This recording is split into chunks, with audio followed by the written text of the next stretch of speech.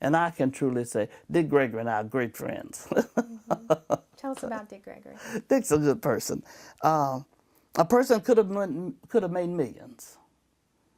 Could have been a Steve Harvey or better.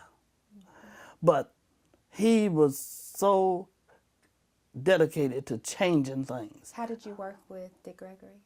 In what capacity do you all work together? What event? In organizing for a march, and getting all of the info before we go into a place. And the first thing I would always do, and all the rest of us, we would find the minister, because he is the head of the community. I don't care what anyone say. He has the largest audience on Sunday morning than any other place I know. And you can't go in and take over the minister's job. So we always went in there, and sometimes there would be one person, one lady, or one gentleman, and we would meet with those folk and see what the issue was and ask them, how can we help? And when they tell us what they wanted us to do, that's what we did. We didn't go and try to run no show for nobody. That doesn't work in communities. That's where you burn bridges. You make people upset with you. And all of those men, I call them all King's men. Dr. Lowry and C.T. Vivian and Fred Shellsworth and Fred Taylor and Jose Williams, all of those folk, I call them King's men. They had that. They knew that. And they were good Christian men.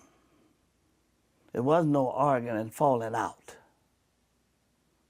And Jesse, I remember Jesse when he was a young boy down there in South Carolina getting knocked off the counter.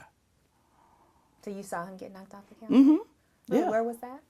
In South, not Greensboro, Charlotte.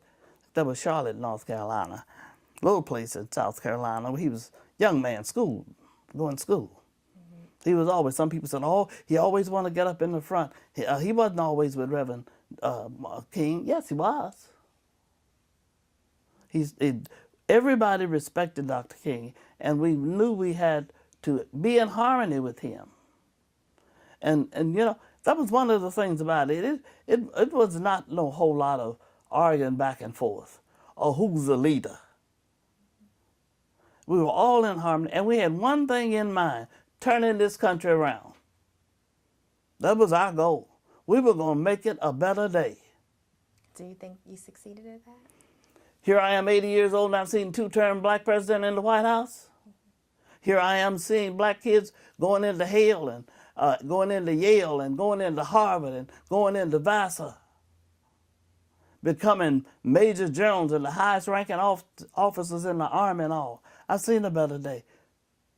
When I seen the time that a black Army man, a soldier, couldn't even be in the same platoon as a white soldier, and I seen that turn around, yes, we've been blessed.